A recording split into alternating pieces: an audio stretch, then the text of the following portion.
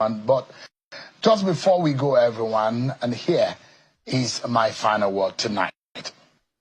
And it's going to be majorly to Mr. President, President Bola Tinubu. 2 years are gone. Half of your constitutional mandate spent navigating the stormy waters of reform, resistance, and rising hardship. You came to office promising a renewed hope agenda, telling Nigerians that the pain would be temporary, like that of a childbirth, and that joy would follow. But 2 years in, the cries have grown perhaps louder, and many now wonder, when will the joy come? Inflation surged, food inflation went to an all-time height, transport costs were tripled, and the average Nigerian now spends more of their income just to eat, as if they are lucky.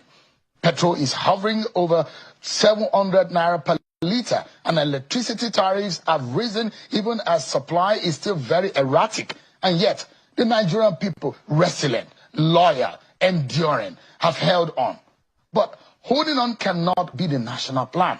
You promised to lift millions out of poverty, create thousands of digital jobs in 24 months, and double power generation. These were not poetic aspirations. They were campaign commitments. Mr. President, time is not on your side. You have just 12 months before the political season begins to whisper again. If ever there was a time to show the fruits of sacrifice, it is now. You are the president of both your lovers and your loudest critics, the hopefuls who sang your name at the polls and the skeptics who prayed you will fail. But leadership demands maturity of mind and empathy of heart. You now preside over a fractured but hopeful nation.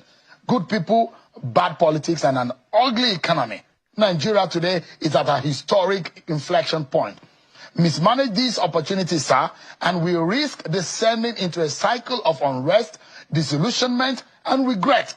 But if you rise, Mr. President, to the moment, and you could become a defining leader, one whose name is etched in gold as a man who brought Nigeria back from the brink, you must ignore sycophants who clap in darkness while citizens cry in daylight. Mr. President, please urgently surround yourself with thinkers, doers, and patriots, not just loyalists. Every day must count. Every decision must deliver value. Because when a nation suffers this deeply, there is no luxury of time or ego. No more excuses. President Bola Tinubu, we in the media, we will do our own part. We will question, probe, inform, and hold you accountable, not out of hostility, but out of duty. The opposition must also rise,